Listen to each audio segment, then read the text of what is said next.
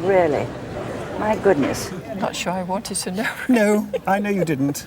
And that's because you have Henry Wilson's blood in your veins. Now, you just haven't brought one painting, you've brought a number of paintings to the show, but I think we must look at this first. It's by Emil Carlsen, who was a Danish origin who came to America. Now, can you tell me something about the origin of this painting? I can't tell you anything more than I inherited all three of them from my aunt and uncle. I think they bought all three when they were living in just outside of New York City. Yes. Well, what I like about this painting in particular, well, I think it's almost like a kind of a holiday. I mean, it seems so tranquil and so sunny, whereas quite often you see the fishing fleet, which is battling against some storm drama all around the British coast. And this, of course, has a kind of quite a different atmosphere. Also, I think that the space of the picture and that particular kind of palette does have some reference to kind of Danish origins. Possibly. Now, the signature we can see down here, Emil Carlsen. Okay. Now, value-wise, we're talking about something like £6,000 or £10,000 for this.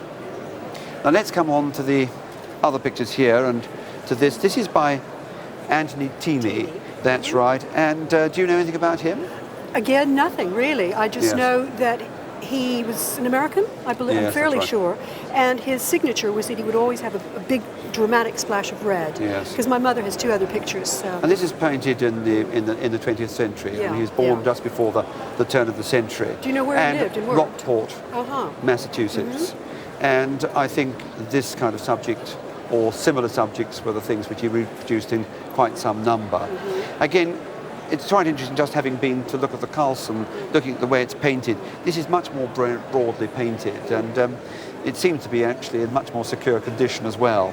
And the value for this, I think probably something in the region of, again, the same, some £6,000 to £10,000.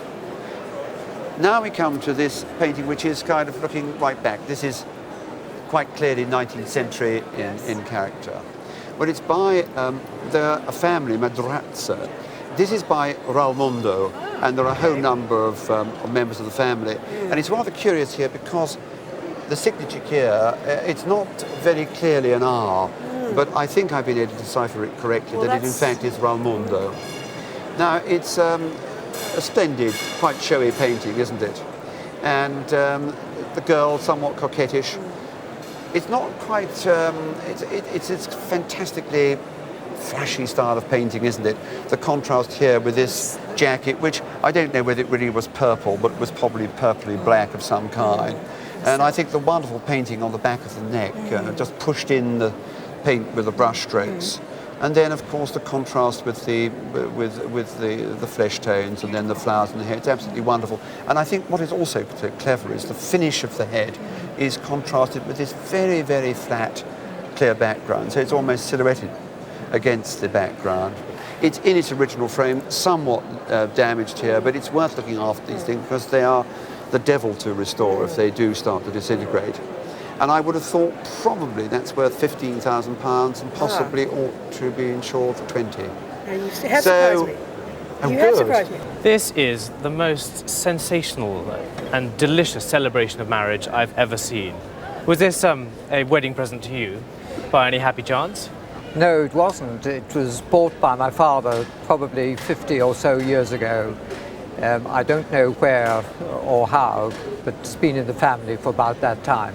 Right, because everywhere one looks, this fantastically engraved bone inlay is symbolic of the celebration of love. So you have this wonderful, very chinoiserie peasant with his marvellous hat and his companion. And all the way through all of the marquetry, you have the two of them uniting together and a celebration in the central panel of the wedding. Yes. And then, unusually, you also have an inscription all the way along the top in Latin, which, I'm afraid my Latin isn't very good, but I believe translates as, this is dedicated to the venerable day of this marriage. Can you throw any light on the arms at all? Well, not very much, I'm afraid. Somebody has told us that the left top quarter is Lichtenberg and the bottom right quarter is Württemberg. And that's about as much as we know about it. Right, but the other two quarterings remain unidentified. Totally unknown to us. Because this is, I mean, as a celebration of marriage, this is exactly what one would expect to see, would be the quarterings of the arms of what were two very grand, well, one an Austrian and one a very grand princely family, Right. linking and uniting together. And also the stretcher itself has a further armorial device. What's very surprising for me is that all of the treatment of the rocaille and the engraving and the marquetry is typical of the German Rococo, which happened remarkably early in the 18th century. Yes. And then it is dated quite distinctly 1730. So And you think that that would have been put on at the time? I'm Yes. usually very skeptical about dates, but I think I would. Yes. Everything hangs together very, very well on this. Right. I don't think you'd ever be able to replace it because I've never seen one of this quality Right. before. I mean, have you an idea in your mind of a sort of level that you feel happily insured with it, or? Well, we haven't really had a reliable valuation at all. Well, I will try and do my best at a reliable valuation. Yes. I think this ought to be insured for £30,000. Really? It is a really fantastic piece of South German furniture. I inherited it from my mother, and she had been given it, I think, by an old admirer of hers. That must have been some admirer. It probably was some admirer, and I would guess probably in the 1920s. In here, you see a whole bank of little drawers painted with these wonderful Dutch landscapes. Yes. They're painted in oil on a small oak panel. And I think Yeah. this is 17th century, so It let us is, say right. it's will date from about 1630, 1640. Right. Made probably in and around the Antwerp area. And the inspiration of the paintings is after somebody called Jan Bruegel. Wonderfully minutely detailed landscapes. This one here with a winter landscape, you've got the real feeling of the cold and the frost Yes. and the snow. But my favourite is this The centre one. this wonderful one. It draws your eye Yes. into That's right, going right in. across the bridge Yes. into this distant landscape, and, Yeah. and really tempts you to open the door, It's rather pertinent being on the door that opens up, to isn't take you inside into this mirrored interior Yes. with this black and white checked floor and the mirrored back, because in there would have been your absolutely prized possession. Best of all. And so this would then be closed up, locked away from everybody's eyes, so nobody would know that inside this very restrained Was piece something- of furniture is this Incredible complete, goodies. this Yes. paradise really, Yes. isn't it? And have you ever had it looked at before? I had it looked at, but not by a very expert. Literally about 20 years ago, I think. And they said then that he thought it was probably worth insuring for about £600. Well, if I said that I think you should insure it for in the region of 15,000, we would be nearer the mark. Really. My goodness. I wanted to know all there were. Well, we've got some clues. The biggest clue of all is the crown and the three feathers. In fact, rather more appropriate for this gentleman here, because this is the Prince of Wales, the future Edward VII. It's going back a bit now. Well, it's going back to 1863, Yeah. which is when this chap, aged 22, married this lady, who of course became the Princess of Wales, hence the three feathers and the crown. And she, of course, was an import from Denmark. The period is absolutely straightforward, because if you look at the flowers here in the borders, you've got lilies of the valley, snowdrops, and on the male you've got the roses of England. Yeah. I've never seen what are called self-framed portraits of Edward and Alexandra before. They are beautifully done, this lovely moulding in the sides. And the print itself, you see, transfer prints get tired the more they're used, the less crisp they become. But these are absolutely crisp and well defined. I think they're lovely. I think if you saw these being sold in a specialist commemorative sale of English pottery, you could expect to see them fetch somewhere between £500 and £800 the pair. Yeah. They are very rare indeed. Yes. Thank you very much. Have you been collecting for long? Well, longer than I care to remember, really. But I won't press you on how many years that is. Well, there really are some very unusual pieces, aren't there, John? There's a bit of everything, really, isn't it? We've got some quite interesting ones, and this is a pearlware teapot with this lovely verse on it: "Be present at our table, Lord." Yes. When we used to say that, we used to say that when you said grace, yes, yeah. Without a lid and with the damage on it, we're not talking very many pounds, 50 to 60 pounds at the most. Really. That's right. But it's been preserved and kept, and that's the fun, isn't it? I mean, this is the fun of this collection. It's a nice example. Yeah. And now the porcelain, John. That's right. I mean, a lovely wreck, but still here and still telling its history. Yes. Of course, the Nelson service, a great service, made in ordered 1802, delivered just before, probably by about 1804, 1805, just before Nelson died. Later on, Lady Hamilton owned it, she sold it. It's got so much history there. And you think who would have used this breakfast set? Yes. So, can we ask you how much you paid for that? I bought that in a box of rubbish at a sale in Wakefield. In a box of rubbish? Well done. Yeah. I mean, I like to hear today, that perfect, it would be 3,500. Yes. This is probably still 1,000. Yes. So, Very good, a great find. And you've got glass too. I take it you know roughly what that is, do you? I have an idea, yes. Yeah, go on, tell us then. A Beelby Armorial. Yes, indeed, yeah. And nobody understood Rococo better in England than the Beelbys. And as one sort of just holding it and admiring that wonderful painting, wonderful enamelling. It wasn't just copied from a book of designs. They knew what they were doing. They were painting it spontaneously and naturally. William Beelby and his wife Mary, between them, enamelling these glasses. The double series opaque with stem, which puts it in the early 1760s, and Rococo was going out later. So the whole design is 1760, and what a glass. Great glass. Half the foot missing, but someone preserved it. Yes. And did you buy that at the sale? No, I didn't. I bought that privately. It was less than £50. Less than 50? Oh, John. Well, wonderful. I can understand when you see a piece that's so broken, you think, well, it's not going to have a lot of value left. No. But the importance is there, the display is there. That's right. Someone could admire the design and think, well, yes, had it been perfect, it would be huge value, but even so... Well, more than £50. More than £50. By a lot. So we say 6,000 to 10,000? Yeah, I would think so. Yeah, 6 to 10,000. I mean, if it were entire, it would be... It would be 30,000. Yeah. So then, 30,000. Yeah. We've had it for years and years, and we have a house in Wales on the Mouthach estuary opposite Cadridreth, and for years and years it was on the beach, and I rescued it and brought it into our cottage and put it in the fireplace, and I don't know if it's worth anything, but it's always interested me. Well, when I first saw this, I have to say that it was I got fairly excited because it's a wonderful, bold piece of carving.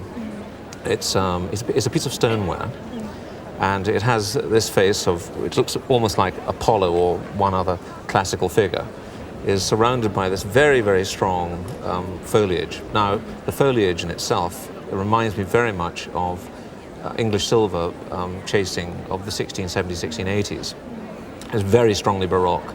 And the face also reminds me of the Carolingian period of the Charles II, that sort of date. So, looking at that and relating it to other pieces of ceramics, I think this has to be around 1670, 1675. That's the first thing. Now, I think if it's from England, now I get even more excited because I think this stoneware, the only person that was making stoneware in Britain, in England at this time, was probably a chap called John Dwight. John Dwight was born in the 1630s, and in 1671 took out a patent to make, first of all, to make transparent ware, commonly called or usually called porcelain or china. But we know that he didn't probably make that. But more germane to this is that he also took out a patent at the same time to make stoneware, which was vulgarly called, in their words, cologneware, copying German stoneware. Now, John Dwight is certainly the foremost, first of our great potters.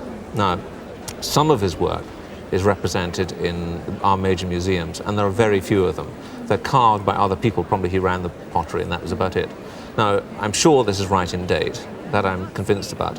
And the rather greyish nature of the material and the worn areas. I'm not looking at the black bits because that's obviously from the fire, but the rest of it is so. It suggests entirely Fulham or London stoneware of this date. In which case, I think this is a very, very important piece. It's unique. I don't know of any other like it. And depending on tests, which I think would have to be carried out to ascertain whether the clay was from, I think we've got something which is worth quite a bit of money. Now, I have no idea. This is, again, it's highly conjectural. I would say that we're talking 30,000 or even more. So this is what I think about this wonderful kept object. in the fireplace, for years. It's a terrific story. Oh, amazing. I am so grateful you brought it along. It's made my day. Gosh, thank you. I can't believe it. Thank you. I can't believe it. And thanks to the family. Yes, that's incredible. Thank you. Well, I think it's very rare to find such a strong clue to the authorship of a collection of jewellery of this sort. H. Wilson, Platt, Kent. Yes. Tell me, how do you come by these marvellous things? Well, these two were presents, wedding presents for my mother and father in Tehran in 1912. And of course, my father was Henry Wilson's brother. The first thing we've got to say about Henry Wilson is that he's the towering genius of the arts and crafts movement in more ways than to simply jewellery.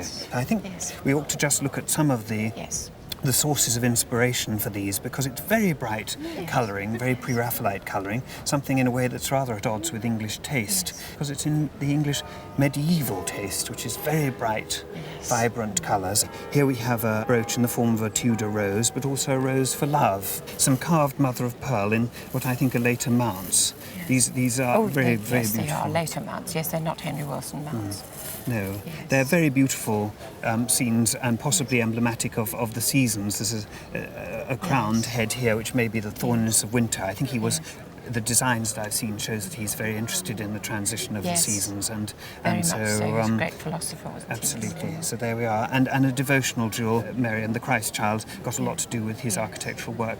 The important thing about this one, and the reason that I've left it until last, is that it's got a rather noble origin, the design. It relates to a jewel in the form of a hat badge that was designed by Albrecht Dürer, and it's still the design exists in Germany, and he must have known about it from engravings. And he's completely obsessed with the idea of the stag and Diana and the moon, and this occurs over and over again, and they are her emblems. She is our goddess of the hunt, and he's borrowed this from Albrecht Dürer, who was not only a painter but also a goldsmith too. So he understood that, and it's rather a neat evolving of the style. I think it's a devastating group. I've seldom seen anything more exciting brought to me. It's one that I feel intensely interested in, and of course, the idea of valuing it is almost a heresy, and I think what we'll just do is run through it very quickly. I think, for instance, these have got to be worth £750 of anybody's money. I mean, one would be thrilled to find them. Say, £600 for such an object like this. £2,000 for this and more. Yes. Maybe £3,000. £5,000 for this one. It's terrible, isn't it? I can hardly get through, so I think poor old Wilson's ghost will never, ever forgive me. And £8,000 to £10,000 for this one. Goodness me. I Yeah. had no idea. I'm not sure I wanted to know. No, I know you didn't. And that's because you have Henry Wilson's blood in your veins. Well, a few missing notes there, but it's a lovely deep-throated noise. Is it an old family friend? I think my great-grandmother must have bought it in a country house sale at the turn of the century. Okay, it's not a harpsichord, it is a wing spinet. It's called a wing spinet because of this bent side where the curvature of the strings is accommodated by the diagonal stringing. And the plucking by the jacks which are concealed under this rail is done by little levers which have quills. Do you know what those quills are made of? No idea. The best quill feather for plucking a harpsichord or a spinet was reckoned to be the vulture. But they ran out of vultures, they got onto crows. And today, I think the restorers use the same material that is used for the gentlemen of the clergy's dog collars. Anyway, Thomas Haxby, Ebor Fecit. Ebor, Eboracum, which is the Latin for York. And Thomas Haxby is a well-known recorded spinet and keyboard maker from York. In addition to the inscribed maker's mark on the front, we will perhaps, let's keep fingers crossed, find a pencil inscription on the back. Restored by Arnold Dolmetsch. Does that name ring a bell? No. Now, Arnold Dolmetsch is one of the great names in bringing back early music. Music of the 17th and 18th century, and he and his family, who were great viol players, were also interested with all the other instruments that make up what we call Renaissance music and early music. So at some stage, 1905, this instrument went to Arnold Dolmetsch. That in itself is a wonderfully exciting thing. You didn't know it was there? No idea. Fantastic. Any idea of the date? 1730s, possibly. Well, a little bit later than that, because Haxby's instruments are recorded from the 1760s onwards, and he carried on into the 1780s or 90s. Just looking at the case, now there's a lovely piece of furniture. I'm sure that John Bly would rather savour that as a piece of mahogany. So Dolmetsch presumably had a good go at restoring the actual working part of the instrument. Usually it's the soundboard that goes and splits and cracks, but I've also noticed just now, if we look here, we can see a little bit of woodworm. Well, it obviously needs some attention. I don't want to advertise Westdean, but you are in a very good location as far as restoration of musical instruments is concerned. Yes. I've given you the official, rather posh name, the wing spinet, for this. In the 18th century, it was known as a leg of mutton spinet, for obvious reasons. I rather like the leg of mutton. How much is a leg of mutton spinet worth? Any idea? Not really. I think you could probably get between £12,000 and £18,000 for it if you were to sell it on the open market. So I would insure it for considerably more than that. To go up and buy a Haxby, you might well have to pay a good premium on top of that. So I would suggest you insure it for maybe £25,000, £28,000, something of that order. Splendid. Well, thank you Lovely. very much. It's fascinating. I think we should get it restored and have it played. My employer inherited a lot of pictures from his mother who died. He gave me the picture and said he would like me to have it because I'd always admired it so much. What a kind employee. But it's a wonderful picture. It's very romantic. In fact, it's from the sort of Dutch romantic period, from the mid-19th century. And it's by Andreas Schelfat. Or at least I'm pretty sure it is. The signature's not absolutely typical of his, but the whole style and the whole way it is painted is absolutely typical of Schelfat's work. It looks different in different lights. I'm sure it does. At different times. If it's a sunset and it's on it, it looks lovely. If it's cold, it looks icy. Yes. Well, the Dutch were great painters of light.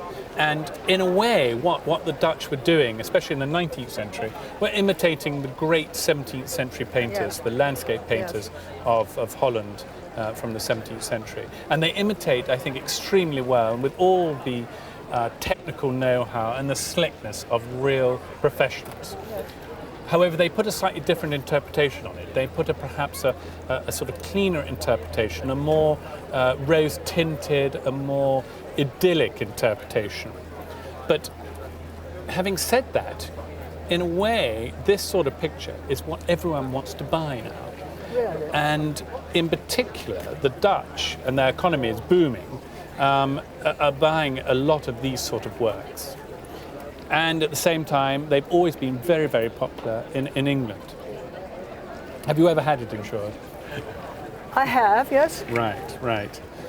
Do I dare ask how much? It's insured for at the moment. Yes. 5,000. 5,000. I think you've got to change quite considerably your insurance. I mean, I think this should be insured for, dare I say it, £40,000. You do really? Gosh. This would, of course, be slightly subject to double-checking that signature, but it's a quality picture, and it's written all over it.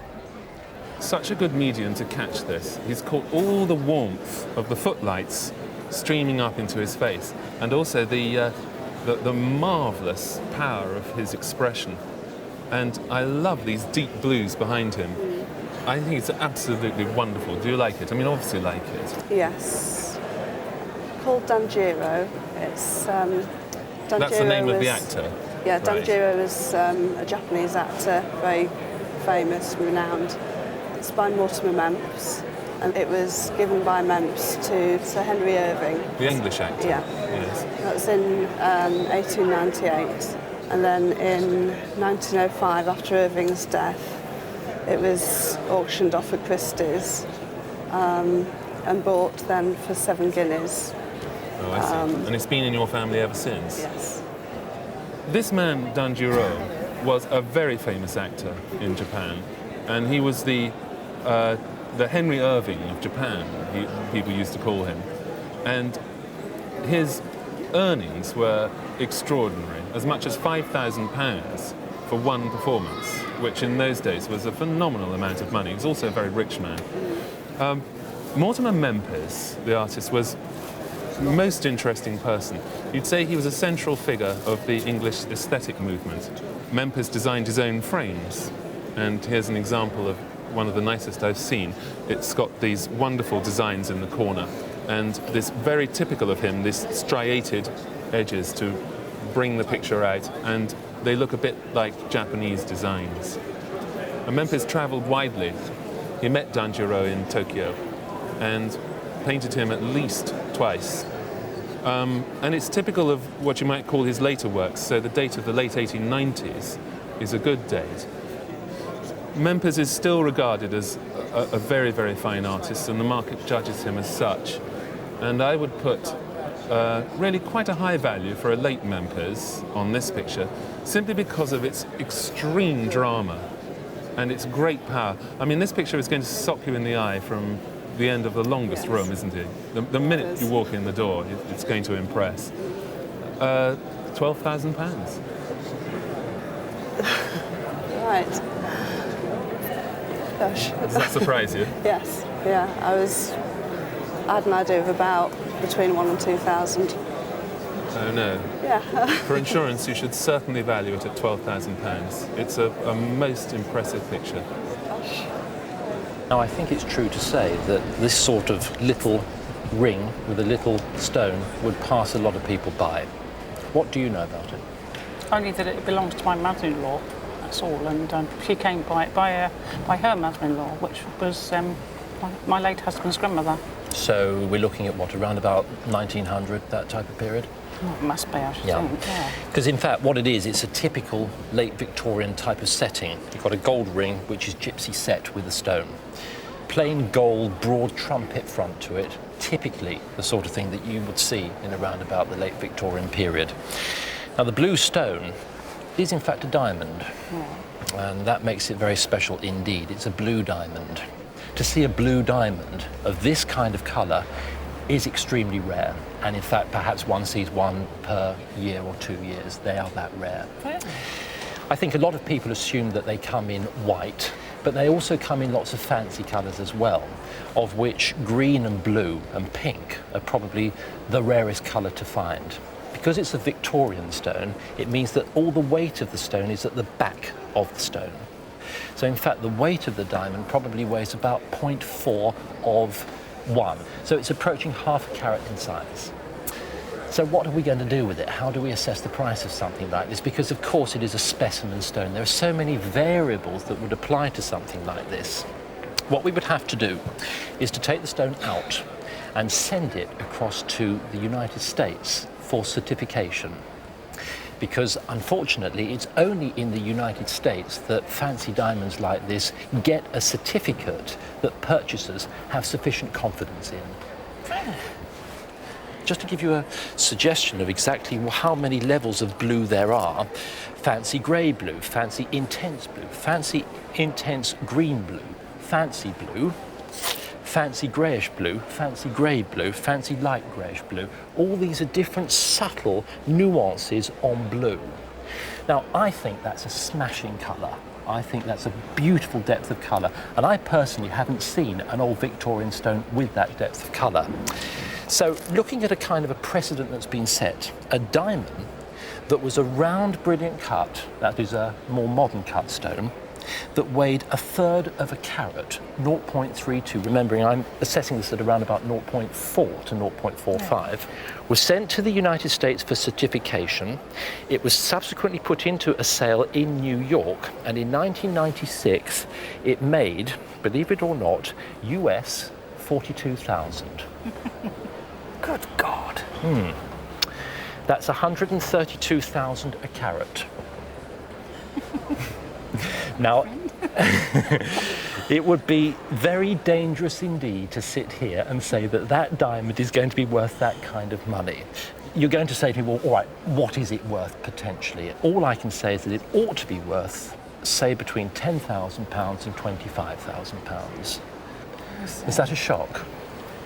It's a lot more than I thought, yeah. I'm sure it is. Yes, I'm sure it is. It's the most yeah. extraordinary find, and you know, it's thrilling. One doesn't see these things, so to see one brought in on a roadshow, well, it's fantastic. Very exciting.